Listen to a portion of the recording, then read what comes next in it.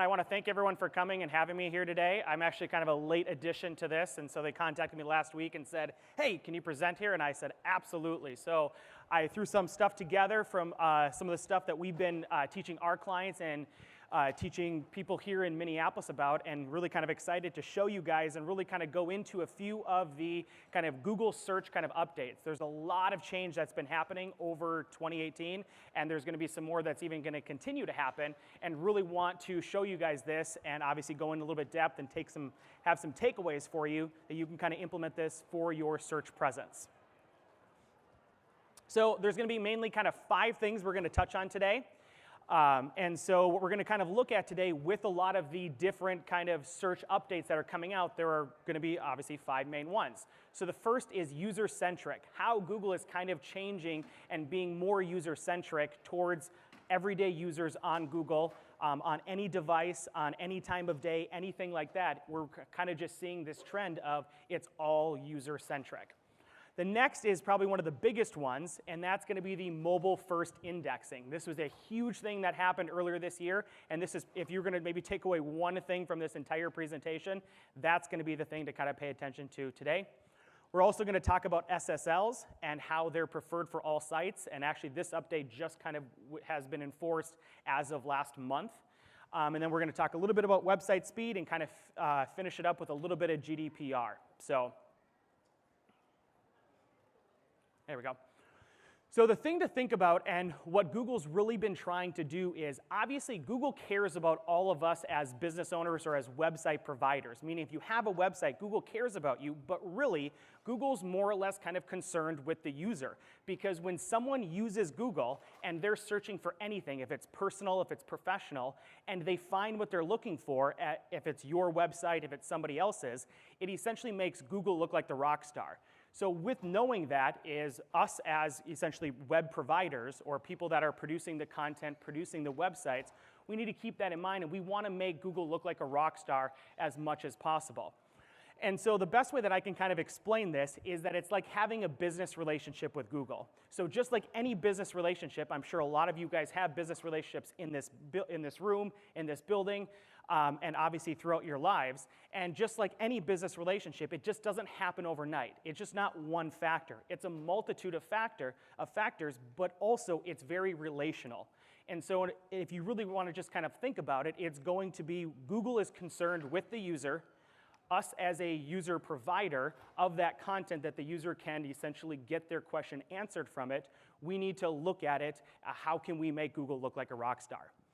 So one of the other things that's really been kind of changing along with just kind of the Google algorithms is that they want to see natural and relevant content. This has been going on obviously for really years with SEO saying don't just copy and paste. And I'm just saying it's more true than ever, and Google has much more sophisticated technology and within their algorithm to actually be able to test and actually look at a piece of content that you've written and that you've provided and actually try to determine the naturalness of it. Really what I'd like to try to tell people is if you were to print off your content and get in front of a group of people and actually say it, would it actually sound natural? Would it actually sound good? If you wouldn't feel comfortable getting in front of this stage right now and reading some of that content on your website, you might want to take a look and kind of re-look at that. And the other big thing to kind of look at too is we're not just linear. It's not just looking at a thing of keywords and just saying, hey, let's just plop those keywords onto our site. It's looking at a much more kind of dynamic approach, again, going back to that relationship with Google, understanding that any relationship isn't just linear. It's back and forth. It's much more dynamic. And unfortunately, again, I don't have enough time to go into the specifics on all of these. We've got some other things to kind of talk about, but the biggest thing, again, to kind of take away from this point is that Google is really going towards a user-centric. So you'll see this kind of common theme throughout the 4 things that we're talking about. The reason that Google is coming out with a lot of these updates and the ones for years to come are because their studies, their research has shown that users like this. Users, it prefers the user over the provider. So the first thing that I kind of talked to you guys about, and again, the most important thing that you're going to want to take away from this is mobile-first indexing. So really, what does that mean? So what mobile-first indexing means is, essentially back in the day, as of last year, Google would essentially look at your desktop version first and analyze the content, analyze how they always do with SEO. There's obviously multitude of different factors into it, and essentially would then use your desktop version to rank your site no matter if it was being searched on google.com via a mobile device or a desktop or a tablet for that matter. But what Google's now done in 2018 is kind of shifted it to be that they're actually using the mobile-first site that you've built, your responsive site, your mobile-only site. That is actually the primary site. Now, it may not sound like a big change right off the bat, being like, okay, cool, well, they were looking at my desktop, now they're looking at my mobile. But it's actually pretty huge because, again, now Google's essentially doing a 180 on it, and we really now need to really focus more on the mobile side of it than the actual desktop. We see this all the time in development where we spend so much time because a lot of times it's easier to communicate. We're a lot of times at our desktops at work, and we're communicating via email. We're a lot of times building websites on desktops, and we sometimes, not that we forget about the mobile site, but it's a lot of times, you don't build a website on a mobile device there. You have to use a computer for it. Where this kind of comes into play, though, is now we need to really make sure that we're paying attention to every little aspect of our mobile site because, again, Google's using that as our primary site, and now our desktop is our secondary. And this also goes to what I had just talked about previously, that it doesn't matter if someone's searching for you on a desktop, a tablet, a smartwatch, a smart speaker. It doesn't matter anything like where they're searching from. They're going to use the quality score that they've deemed for you via your mobile site as the primary one. And so the reason for this switch, again, even goes back to usability and the user-centric kind of focus that Google's doing, is that back in 2015 is where we finally saw kind of the switch where more people actually access the web via a mobile device than an actual computer. So really the reason that Google has made this switch is because we're seeing that more people are on, again, the web via a mobile device, and Google wants to facilitate that and help their users, and really it's just a smart way of doing it. If more people are on the internet searching on Google via mobile device, they're going to use the mobile sites because that's mainly what people are going to be looking at. And again, just kind of looking at the mobile or the user experience focused. There we go. So here are the things that you can kind of really do, and these are really kind of looking at the takeaways here. So the first thing to look at is you want to make sure that we prioritize our content. Now, some of these things you may have already done with some of the basic SEO kind of strategies or the basic, some of the SEO techniques that maybe you've implemented on your desktop site. But if anything, all of these are now amplified on a mobile device because we're going to a screen size, just hypothetically, from this down to this.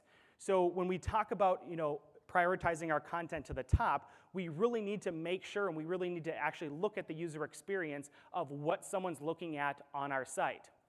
I'll get into kind of responsive and how that kind of plays out, but it doesn't matter if you have a mobile-only site or a responsive site. It really needs to make sure that our content is towards the top. And so a lot of times what we do with a lot of our clients is it's sitting down and actually mapping out your content, mapping out your call to actions, mapping out your header tags, mapping out all of your images, and making sure that the most important information is towards the top, realizing that obviously you have other media on your site. And when we talk about media, we're getting away from the actual text. We're talking about the images, the videos, could be an animated GIF, could be, again, the header tags. If you have different designs on your site, you need to make sure that you take those into consideration when you're looking at laying out your content to the best of your ability and to make it the top is the best, and really kind of as you get lower and lower on your page, that it's essentially kind of filler content or it may not be as important for there.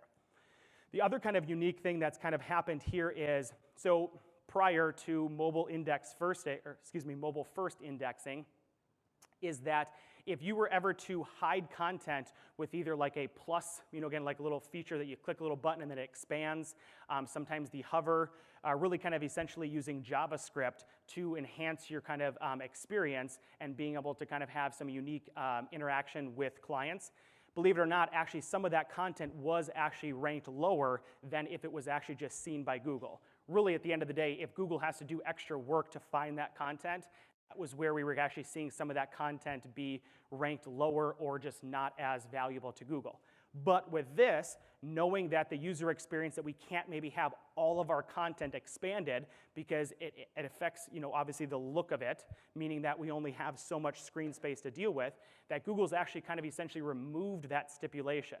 So it's a really kind of important thing for you guys to know is if we do look at our website, if it's a mobile first or responsive site, and we see that maybe it's super text heavy at the top, and maybe some of the information we don't have up there that we really want because it's way at the bottom, we can look at kind of actually implementing things like, we click a button and it expands, and things like that where we can actually bring up a lot of the content and be able to then produce a lot more of the content to the user at the exact same time. But also, the more important thing is, if you weren't doing this before because you were afraid of having it deranked or having it ranked lower, you don't have to worry about that anymore. And so this is one of those big things that really kind of came out that it was honestly just like a little line in some of the information that Google was giving to us, but really honestly a super important kind of piece to look at with your website.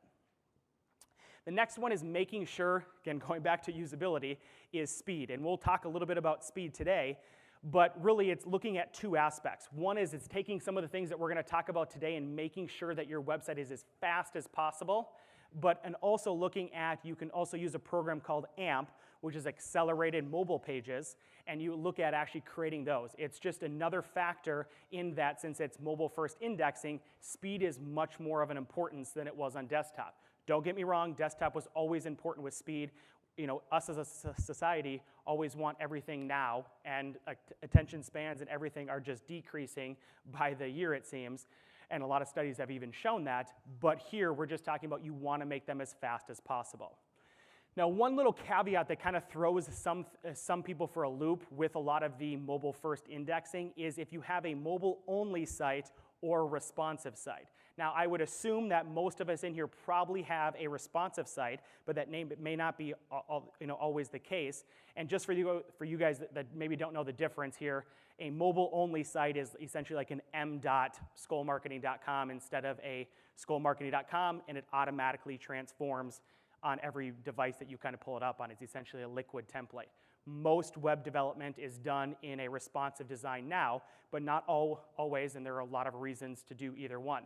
The reason I bring it up here, though, is if you do have a mobile-only site, you're probably going to have to take a little bit more time and a little bit more work to make sure all of the work that you did on your desktop for structure, for snippets, for header tags, for content, for everything like that is specifically transferred over to your mobile site.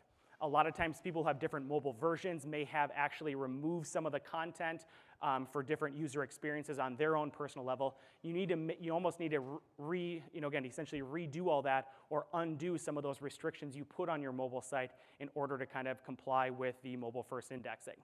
The other thing to look at is if you do have a responsive one, doesn't mean you just essentially get to have a free pass, but a lot of that structure that we were talking about essentially is carried over. So you don't need to worry about a lot of the the meta descriptions, the meta titles, alt tags, a lot of that stuff that you were probably already doing and were already on your site, but we need to look at more of the prioritization of the content as well as the speed when it comes to that.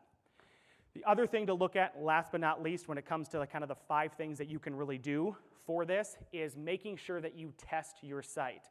You can use different software out there to try and test it on different browsers, test it on different devices, but Google is really looking for that user experience. So if you want to take people's different devices at work, if you have someone that has a Google Pixel and someone that has an iPhone, and if you want to test it on a Safari browser or for a Chrome browser, actually do those things a little physically. Again, yes, you can use some technology or software to help aid in that kind of stuff, but if you really want to take it seriously, take some time and just play around with your site.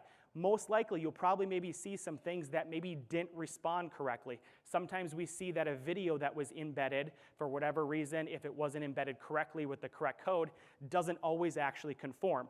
Those things are things that Google can actually see and are now more of a serious kind of thing to look at because again, with the mobile first indexing, it's more important to Google to look at it from a usability standpoint on a mobile device. Whereas before, you could kind of get away with some of those things. Here, you're really going to want to take some time and actually go through your mobile device and go through your website on your mobile device to actually see it and make sure that it's actually being, viewed correctly, and obviously you can kind of use your own discretion at that point. So these are 5 things that you can really kind of look at and really kind of apply to your own website now, depending on, again, if you have a mobile-only site or a responsive site. The other one to look at is going to be an SSL. So a lot of us in here probably have seen SSLs, probably already have SSLs, but this is another huge one, and this is the one that actually just came out last month. So in July, essentially, Google is really trying to push for SSLs, which are security socketed licenses. It's essentially a way to, if you don't know what an SSL is, it's the S on the end of HTTPS. So when you pull up a website and it has HTTPS, that means it actually has a, again, security certificate on it. If it doesn't, it's just going to be showed as HTTP. Where before, a lot of times SSLs were used, and obviously they still are, but the main purpose of them were to mainly be used on e-commerce websites. So when you were processing credit card information, valuable information going back and forth, you wanted to make sure that you had a secure connection. But now what Google is seeing, and a lot of this actually can be attributed to a lot of the cyber terrorism, or just the, I don't like to use that word, but the kind of the different hacks and the things that data breaches that you've seen over the past few years, a lot of this can be contributed to this, and this is where Google's almost trying to push us because they want us to essentially be safer for this. And so what Google's now doing is, again, before it was more of a, well, hey, if you do this, we'll kind of give you a thumbs up and we'll kind of look at your site a little bit better. But just like how mobile sites used to be, and when that kind of switch happened, Google's going, hey, we really want every site to have an SSL certificate on it.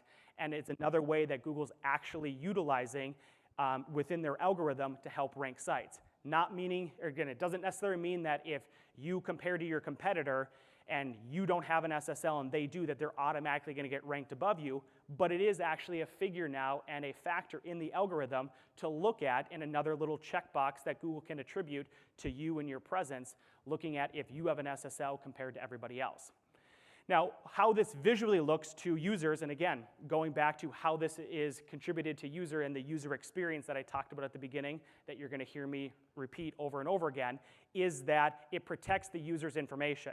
But from a visual standpoint, what essentially will happen is, back in the day, if you did not have an SSL, essentially all you got was, it just looked like your URL, and you had a little I symbol. If someone clicked on that for more information, it would actually say, hey, this website may not be secure, and may have been in red text, but they actually had to click that little icon to actually see that you didn't really have an SSL. Now what's happening is down here where that not secure is automatically being shown for sites that do not have an SSL.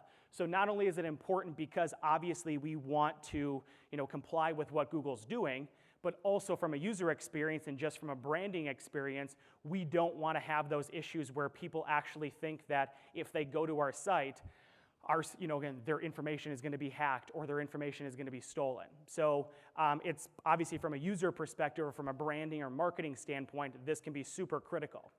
Now, when we look, there actually are different types of SSLs that you can actually have. And so they're essentially different levels. A lot of hosting companies have been pushing out, there's essentially a free one, which a lot of times is called a Let's Encrypt SSL.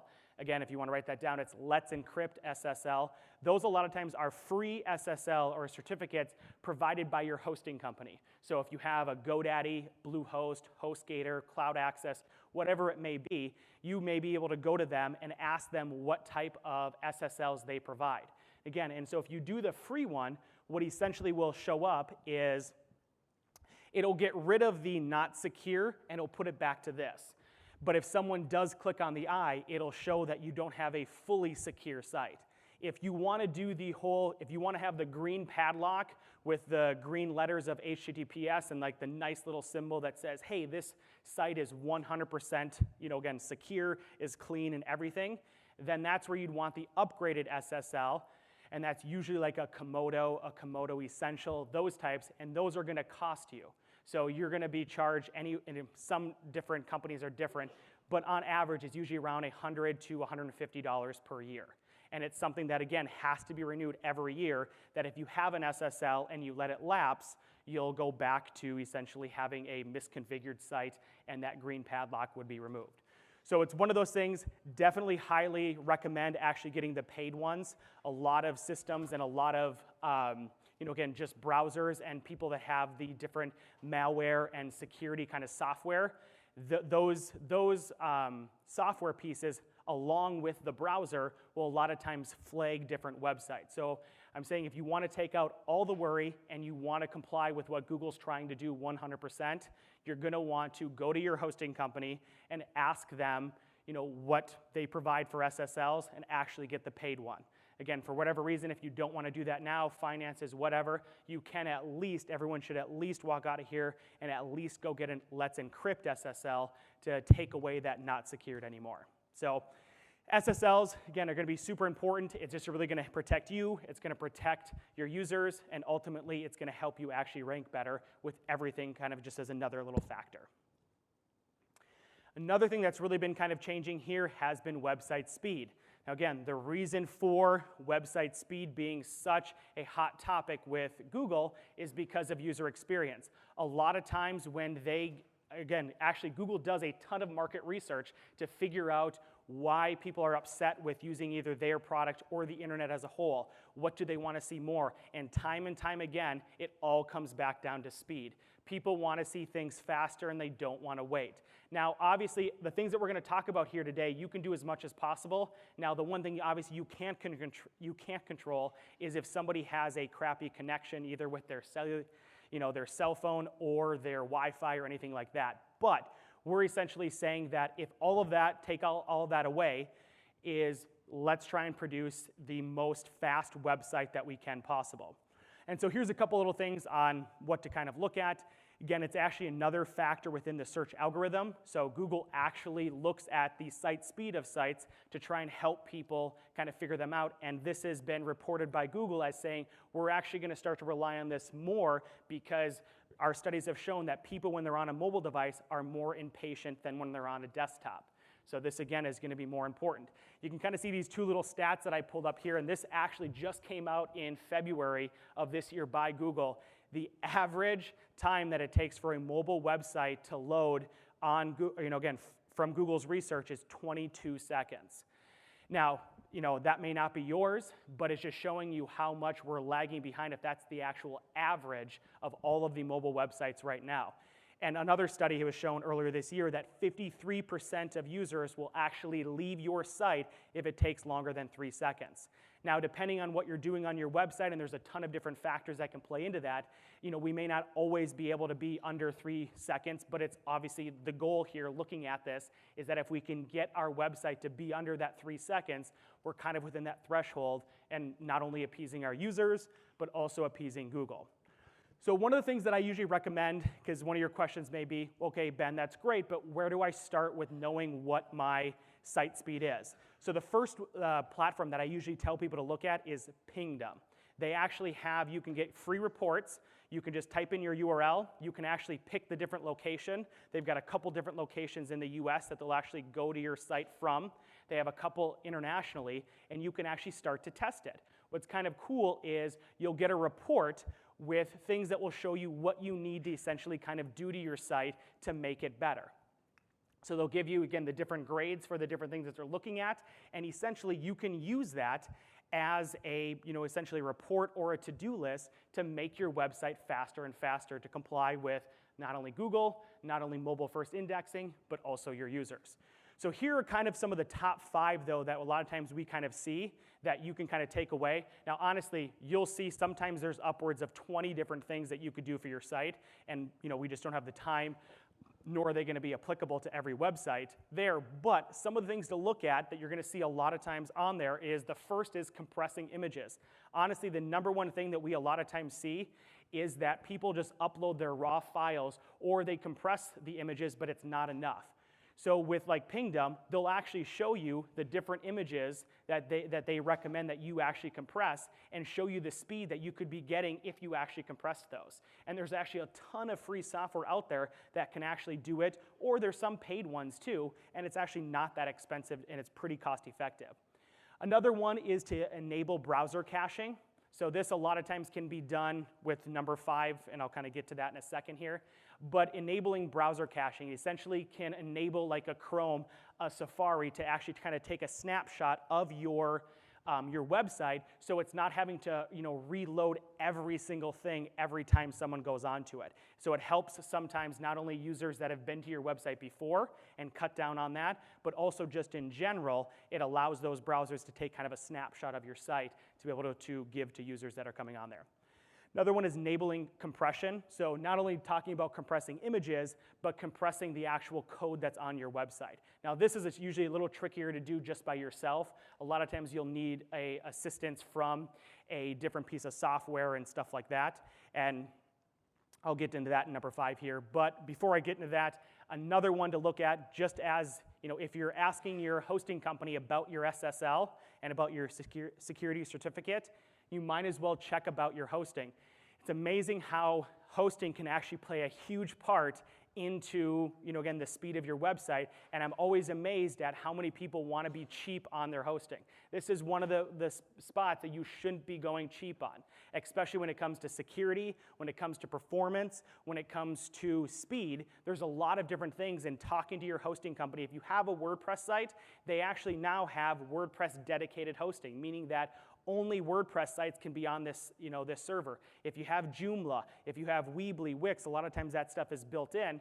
But if you built your site from the ground up with HTML and PHP, look at where you're hosting this and see the different options available. Spending, maybe an extra $20, $30, $40, $50 a month could drastically improve your speed, which obviously can improve your ranking and your user experience across the board. And if you do have one of those CMS system type websites like a WordPress, Joomla, Drupal, and even if you have any type of site, there's actually even third parties, but check to see, almost all of them have a compression type plugin that you can essentially either use for free, even if you just want to test it right off the bat, and a lot of them have a freemium model, meaning that they're free to begin with, and then you essentially can upgrade to the different services and get better and better compression, get better and better again, caching and whatnot to make your site faster and faster. So it's definitely one of those things that, again, looking at your hosting and looking at the freemium model of your plugin to look at, again, really spending either a little bit of time and a little bit of money on those because they can really pay off. And the last thing we're going to talk about here today is going to be GDPR. So General Data Protection Regulations. So the reason I bring this up today is it's not necessarily something that's going to impact your SEO, but it's something that is really intertwined into all the other things that we're kind of talking about today. So for those of you guys that aren't familiar with GDPR, real quick, it's essentially, it covers all of users in the, in Europe or in the EU, really where they kind of came together and really targeted big companies like Google and Facebook and said, you're essentially tracking all this information on these users and they don't have the opportunity to tell you no. You're not telling them that you're using this information. You're not telling them how you're using this information, and you're not giving them the ability to have you delete that information. So essentially GDPR was essentially introduced to try and help users protect their own information. So really anything that's collected online, even as something as simple as a Google Analytics, as you're just tracking them as an anonymous user and where they came from, can actually be considered information that could be violating GDPR. But the one thing that I like to try and tell people, and the reason I include it in the presentation today, is that if your main demographic is not in the EU, or if you're not trying to go after someone in the EU, meaning that if you're not trying to target someone in London, in Germany, if they're really not part of your demographic, you don't necessarily have to worry too much about GDPR right now. So for instance, like Skoll Marketing, if I'm, again, advertising on our website and our main demographic is located here in Minnesota and someone from Germany happens to find my website, I would not be in violation of GDPR because again, I'm not having any language, any translators, and my demographic, I'm not running any ads to people overseas that are actually finding my website. So it's one of those important things. If you're a international type of business though, or especially if you have e-commerce, this is something that you definitely want to pay attention to because they're really looking at a lot of the A, international companies, or B, looking at e-commerce type of websites. And again, I wish I had more time. I could honestly use a whole presentation to go over just GDPR, but it's really letting you know, A, if you're international or e-commerce, to really take some time and look at this, and if you're not, to obviously keep it in the back of your mind because what we're seeing is Google's being forced to comply with this, and right now it doesn't have an impact on SEO, but there are some rumors out there because obviously it affects user experience that we could eventually start to see where GDPR and those types of regulations and websites that are actually complying with GDPR could actually be, again, helped by Google's ranking, or Google could be looking favorably towards those types of websites. So again, it's one of those things to you're going to have to look at case by case. If you're international or e-commerce, if you're not, most likely it's not applicable to you, but it is something to obviously keep in mind and just to keep on the radar as GDPR progresses and as we see how it goes, because it really did just get introduced this year. So again, I want to thank you guys for coming. I know we covered a lot. I hope you guys took away some things that you can actually implement on your site. If you guys have any questions, feel free to come up here and ask me, and thank you and have a great day.